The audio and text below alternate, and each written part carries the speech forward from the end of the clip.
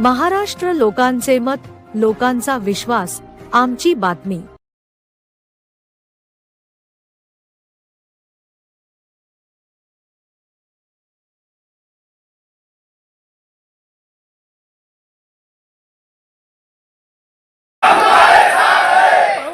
येताना मंत्री म्हणून या आता।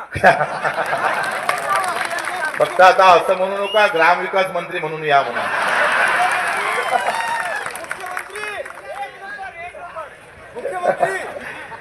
मंत्री जरी नसलो तर मी तुम्हाला सांगतोय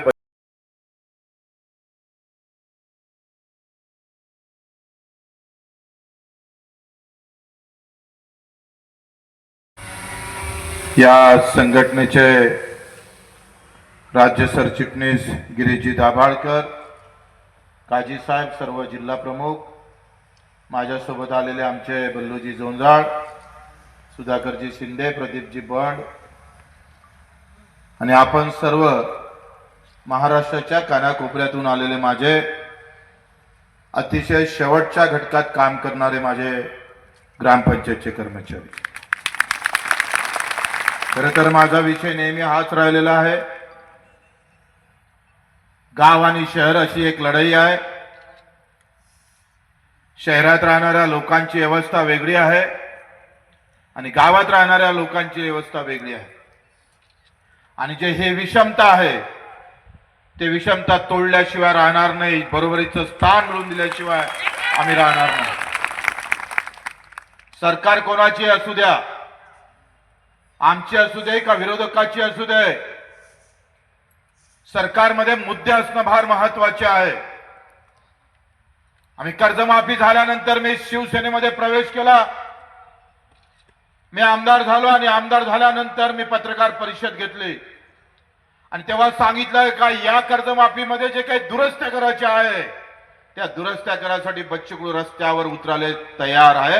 सत्ता हा महत्वाचा विषय नाही आहे, शेतकरी महत्वाचा विषय आहे। त्याच्यासाठी शेवटच्या क्षणापर्यंत आम्ही लढल्याशिवाय राहणार नाही। आखरी आम्ही पाहतोय छत्रपती शिवाजी महाराजांनी जे सांगितलं ते काही धर्म जातीपुरतं युद्ध नव्हतं।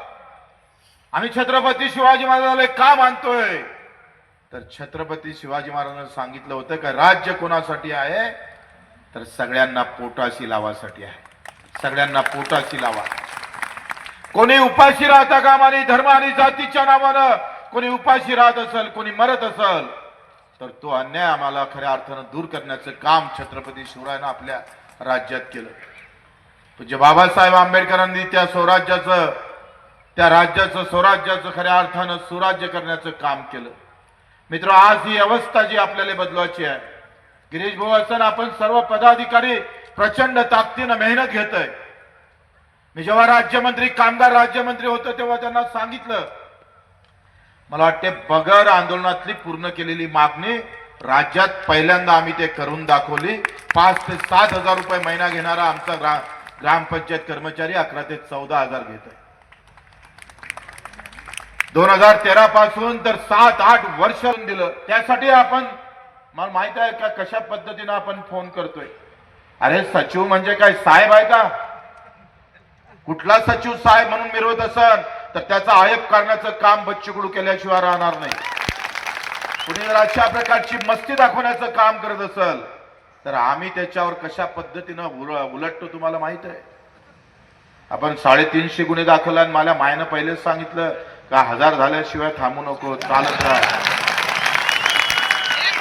त्याच्यानं विनाकारण जर कोणी वाट्याला गेलं तर ग्रामपंचायत कर्मचारी फक्त आम्ही त्याचे अध्यक्ष आहे म्हणून नहीं, वो मेरे गांव के लोगों की सेवा करने वाला कर्मचारी है। अगर कोई उसको जानबूझकर तकलीफ देने की बात करता है तो उसको भी छोड़ने वाला नहीं। कोणता शिवा असेल, कोणता बीडीओ असेल, आमची कुठं चूक निघणार नाही, आम्ही चुकीचं वागणार नाही आणि कोणी जर वागत असेल तर सांगतोय धनुष्यबाण आहे। धनुष हम तुम्हारे साथ हैं, हम तुम्हारे साथ हैं, हम तुम्हारे साथ हैं। धनुष्य बाण कुठं मारायचा आम्हाला माहित आहे। आणि अशा ठिकाणी मारण का तुम्हाला कुठे दाखवणं पण कठीण होईल का कुठं लागला म्हणून. मी येताना एकनाथजी शिंदे साहेबांशी फोनवरून बोलून आलोय. आता त्यांची अमित शहा साहेबांसोबत स्टेजवर सभा चालू आहे आणि त्यात फोनवर त्यांनी सांगितलं की मी फोनवर बोलतोय. पण राज्याचे केंद्राचे गृहराज्यमंत्री तिथे स्टेजवर आहे, अशा वेळेस आपण आग्रह करणं मला वाटतं उचित राहणार नाही. पण हा बच्चू कडू आम्ही पाहतो एक शिवसैनिक म्हणून या अधिवेशनात एकनाथजी शिंदे साहेबांच्या दालनामध्ये ही बैठक लावून जितके प्रश्न मार्गी लावता येईल तेवढे लावण्याचा प्रयत्न करतो. हे अधिवेशन सरकारचं आणि पुढचं अधिवेशन आमचं. ये सरकार का अधिवेशन है, जितना शांति से लेना है उतना ले लो, नहीं तो फिर हम मगर रास्ते पे अगर उतर गए तो फिर मुश्किल होगा. सरकार हमारे लिए रहेगी तो भी मुश्किल में डालेंगे. या अधिवेशनात जेवढं करता येईल, जेवढं माझ्या पद्धतीने अधिवेशनात मांडता येईल तेवढा बच्चू कडू मांडल्याशिवाय राहणार नाही. मी महाराष्ट्र राज्य ग्रामपंचायत कर्मचारी युनियनचा संस्थापक सरचिटणीस गिरीश दाभाडकर. माझ्यासोबत राज्याचे माजी अध्यक्ष, तळागाळातलं नेतृत्व आमचे ज्येष्ठ बंधू काजी अल्लाउद्दीन साहेब आहेत. आत्ताच या ठिकाणी आमचे राज्याचे अध्यक्ष महाराष्ट्राची बुलंदतोफ बच्चूभाऊ कडू या ठिकाणी सहभागी होऊन निघून गेले आहेत, म्हणजे घरी गेले आहेत. त्यांनी आश्वासित केलं आज या ठिकाणी महाराष्ट्राचे ग्रामपंचायत कर्मचारी युनियनचं एक राज्यस्तरीय महाअधिवेशन आमच्या संभाजीनगरच्या टीमने आणि बच्चूभाऊच्या आग्रहास्तव आम्ही इथे घेतलं होतं. महाराष्ट्रातल्या 31 जिल्ह्यातून जवळपास 18,313 कर्मचाऱ्यांची नोंदणी आमच्याकडे झालेली आहे. 18,000 ग्रामपंचायत कर्मचारी शिरोंच्यापासून गडचिरोली ते शिरोंच्या, नंदुरबार ते सिंधुदुर्ग या भागातून सगळ्या चारी कोपऱ्यातून या ठिकाणी आलेले आहे. जवळपास 34 पैकी 31 जिल्ह्याचं प्रतिनिधित्व या ठिकाणी उपस्थित होतं. अतिशय चांगल्या पद्धतीने आज या ठिकाणी उपस्थिती लाभली. राज्यातल्या ग्रामपंचायत कर्मचाऱ्यांचं वेतन श्रेणी आणि पेन्शन हे गेल्या 25 वर्षापासूनची आमची लढाई आहे. त्या लढाईला एकेका टप्प्याने समोर जात असताना आज बच्चूभाऊंनी सांगितलं शासनानं अल्टिमेट दिला की या पावसाळी अधिवेशनामध्ये ग्रामपंचायत कर्मचाऱ्यांचे विषय झाले पाहिजे, नाही झाले तर हिवाळी अधिवेशन हे आमचं राहील, असा एक शेवटचा इशारा बच्चूभाऊंनी आपल्या सर्वांच्या समक्ष दिलेला आहे. राज्यातल्या ग्रामपंचायत कर्मचाऱ्यांचं वेतन नियमित होत नाही. जसं काही ग्रामपंचायत मनापेक्षा जिल्हा परिषदेला पैसे येते तर त्या लोकांना आपलं ते पैशाचं काय वाटतं काय माहीत नाही. जिल्हा परिषदमध्ये 2 महिने पडून राहतात, पंचायत समितीला 1 महिना पडून राहते, त्याच्यानंतर 4 महिन्यांनी. जे आजही महाराष्ट्रातल्या जवळपास 34 पैकी 20 जिल्ह्यामध्ये मार्च महिन्याचं वेतन शासनाने पाठवूनही मिळालेलं नाही. ही शोकांतिका आहे जी बच्चूभाऊंनी स्वतः राज्यमंत्री असताना, कामगार राज्यमंत्री असताना एक ताकदीने काम करून दिलं होतं. किमान वेतन वाढव करून दिलं होतं, ऑनलाईन वेतन दिलं होतं. ही सगळी प्रक्रिया आज या पद्धतीने होईल. राज्यातल्या ग्रामपंचायत कर्मचाऱ्याच्या विषयासाठी आमची जी संघटना आहे, जी 1998ला स्थापन झालं, मी आणि काजीसाहेब स्वतः आम्ही जवळपास 35 वर्षापासून या संघटनेचं काम करतो. तळागाळातल्या शेवटच्या कर्मचाऱ्यापर्यंत आम्ही पोहोचतो आहे. आमचा एक टप्पा आहे की काही झालं तरी ग्रामपंचायत कर्मचाऱ्यांना शासनाच्या वेतन श्रेणीमध्ये आणून बसवायचं, ते ध्येय ठेवून आम्ही काम करतो आहे.